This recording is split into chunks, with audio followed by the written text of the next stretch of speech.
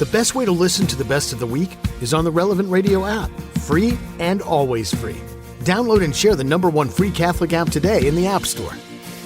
This morning, our Glen Lewerenz has a special guest to talk about the promise of hope in every season. Glen? So we do need to talk about hope. Definitely a lot of scary things on the horizon here, whether it be those spooky little kids coming to the door, whether it be running out of candy. That's kind of scary too. Whether it be the election next week or just things getting darker. We turn the clocks back. So in the northern part of the country, it gets dark pretty early, starting next weekend already.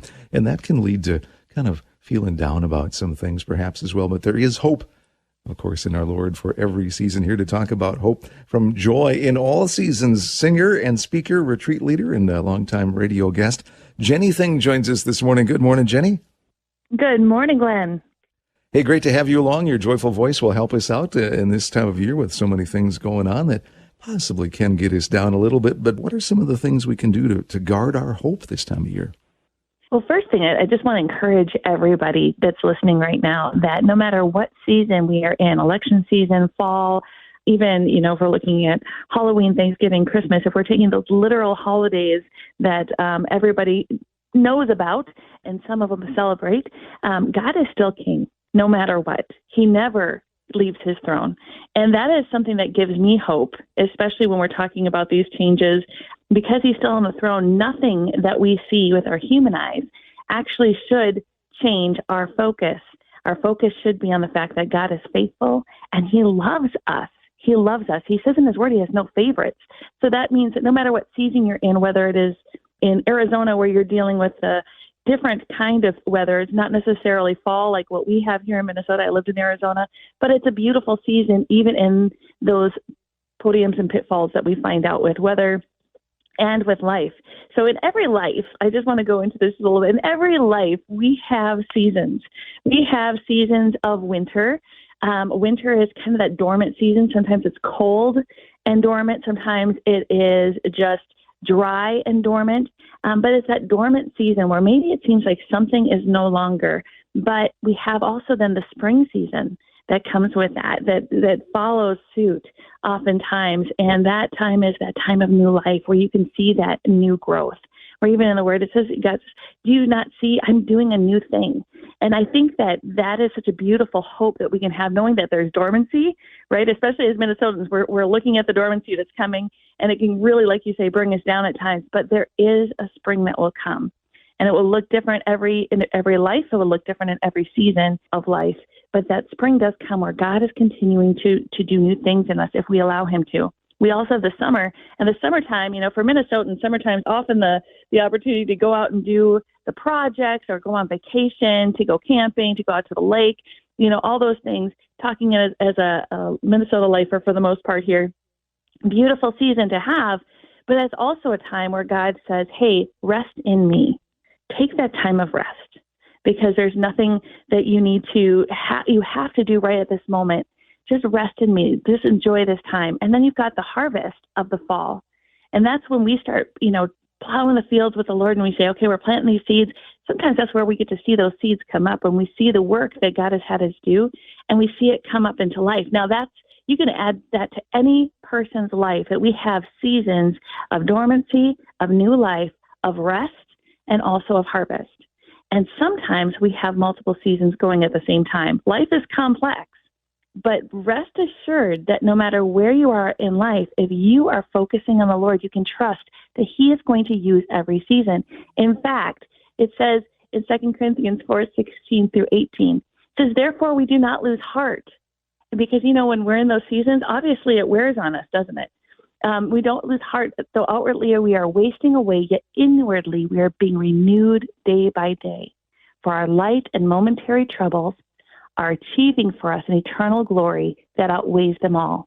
So we fix our eyes not on what is seen, but what is unseen, since what is seen is temporary, but what is unseen is eternal. And the reason I say that, this is one of my favorite verses, because that word temporary in Greek means seasons.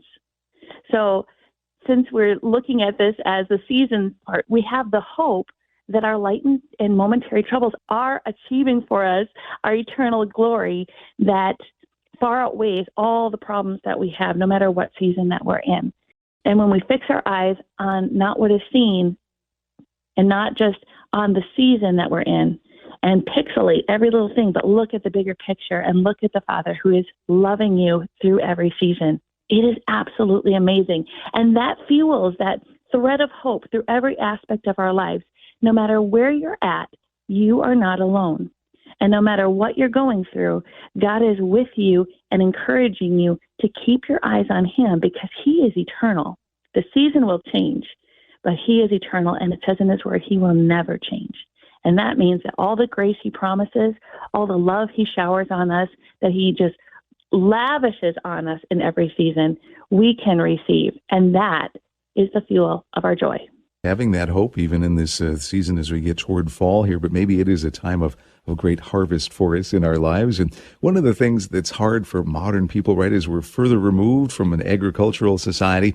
We don't have that patience to plant the seeds and wait and water them and just wait some more to see what might happen. Of course, all of our modern communications invites us to get what we want now. And so we tend to be motivated by emotion and just what we can see as opposed to being motivated by that sure knowledge of the love of Christ and then waiting for that season of harvest. Is it important to kind of know what we're up against in that battle in terms of we're going to be pulled and tugged at to live on emotion these days? Oh, absolutely. And the thing is that no matter how much, if we look at the literal seasons of our wherever we live, no matter how much we would wish to get past a season, we cannot change the season on our own, correct? We can't just say, okay, fall's coming up. It looks like it's going to get cold and just jump right into winter. I want to skip all that. We can't do it. We do have to have the patience. And that's where that trust in the Father, knowing that the Lord is with us, it helps fuel the fact that we can look back at our lives in all the other seasons and where we did have those opportunities to plant seeds that he has watered, that he has shown his light on, and we can see how he has worked in that. And again, that fuels the hope and gives us the strength to take that next step because it can be daunting. It can be daunting when we're entering in an early time of darkness. We have daylight savings time ending and all those things. They're like, oh man, we're gonna lose an hour, we're gonna gain an hour, depending on what type of the season, what time of the season it is. But in reality, it's not about our loss and our gain. It's about what we do in that time. And so when I focus on the Lord and say, okay, God, I see this coming towards me, or I'm going towards it, and I pray that you would help me to understand how you want me to process this, how I can get through this. Help me to bring people alongside of me that will encourage me and pray for me as I'm walking through this. Help me to be able to vocalize that. And in that season and that I'm in, help me to keep my eyes open to how you want me to encourage somebody in their season. Yeah, looking to encourage others and not just wallow in our own, oh, I hate it's dark. Well, yeah, you're coming up on holidays. Maybe you can help someone else who might need a little help this time of year. And if we look outside of ourselves, that can be a great source of not only not worrying about ourselves as much, but we find hope and joy in helping others. We do.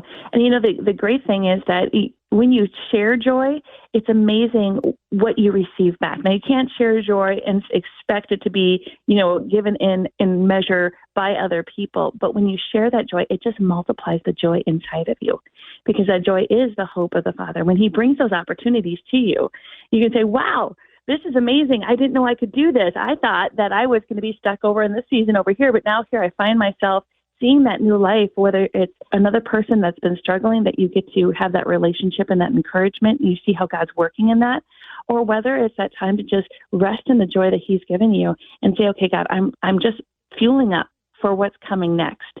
Either way, he is a faithful God to give you exactly what you need when you need it. And in fact, in Hebrews 13:5, it says, never will I leave you, nor will I forsake you. He never says, I will forsake you when it is too cold out or when it's too dark. He doesn't have that on there. It's an absolute never, never, never, never. And I think that when we're focusing on those temporary things, on those seasons, we forget about the promises that he gives us that never have an expiration date.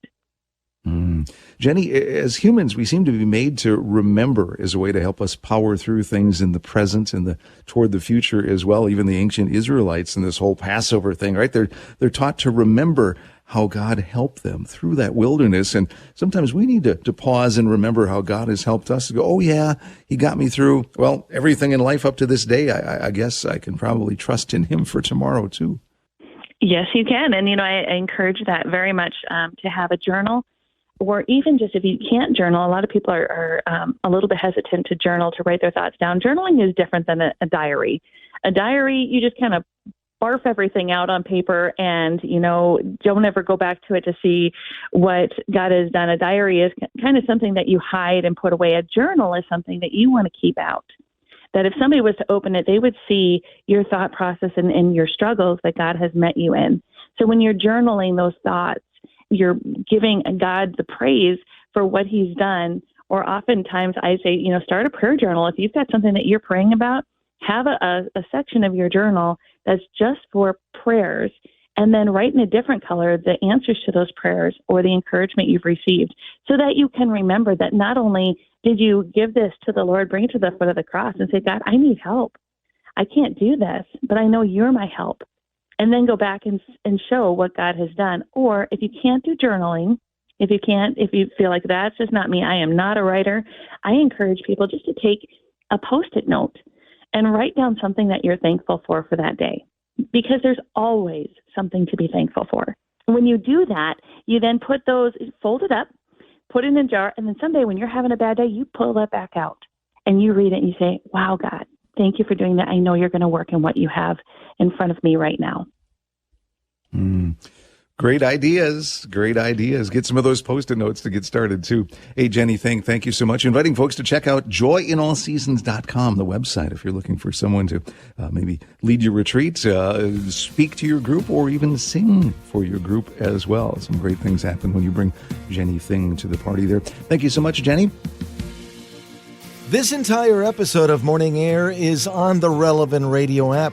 The Relevant Radio app is completely free and updated daily with fresh articles, podcasts, and prayers. Don't delay. Download the app today, and thanks for listening.